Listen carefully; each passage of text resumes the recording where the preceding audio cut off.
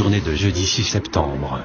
Manche 1-course au but de 103 km. La météo du jour s'annonce bonne pour la première manche des championnats d'Europe. Le directeur d'épreuve, François Géringent, annonce un parcours de 103 km sous la forme d'une course au but.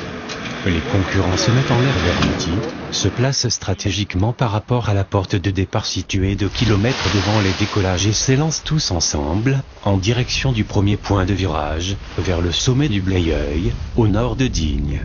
Plusieurs options tactiques sont possibles et les cheminements décidés en vol par les pilotes conditionnent bien sûr leurs résultats dans la course.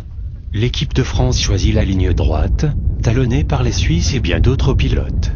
Les plus prudents prennent le chemin des écoliers, en cherchant leurs appuis le long des reliefs, par la montagne de Coupe, à l'est de Digne. Déjà quelques pilotes se posent sur cette première branche, dans les vallées étroites au nord du Cheval Blanc. Au PC de la course et sur Internet, on suit la course en direct, grâce au système de live tracking, suivi instantané de chaque concurrent, par GPS sur www.para-euro2012.com, site officiel du championnat d'Europe. Au sol, les navettes de récupération se mettent en route, vers le col du Labouré ainsi que Tartonne.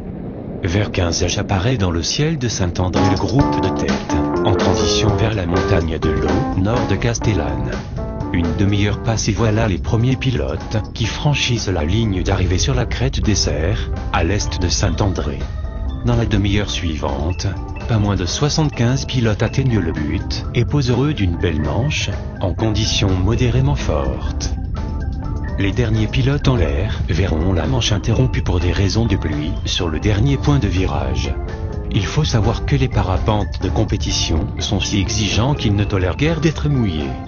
De fait, c'est pour une raison de sécurité que ces derniers pilotes voient leur vol stopper. Leur position est matérialisée au moment du stop, et le classement en tiendra compte. Au but, à Saint-André, commence le fastidieux travail de pointage, récupération de tout ce petit monde dispersé dans les vallées, déchargement des traces GPS, pour le pointage et le classement. Quelques officiels du jury vérifient aléatoirement certains équipements et leur conformité par rapport au matériel de série. Vers 20h arrive enfin le dernier pilote et le classement peut être établi. Au final, quelques belles surprises qui bousculent les têtes de série.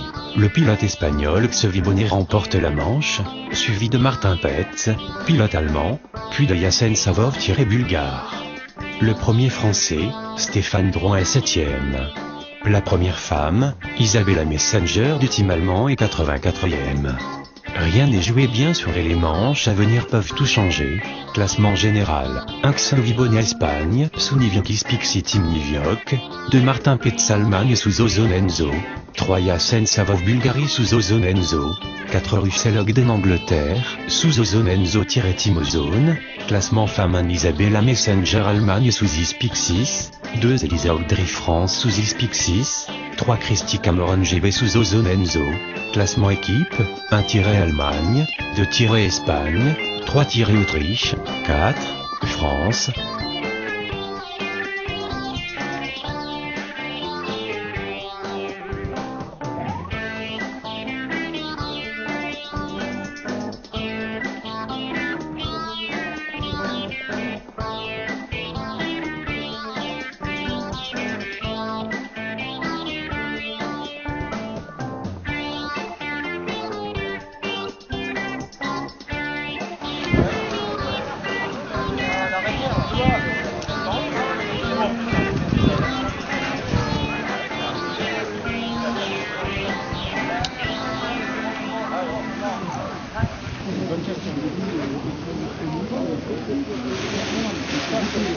Maintenant il faut plier, pas trop simple, il faut trouver l'envie.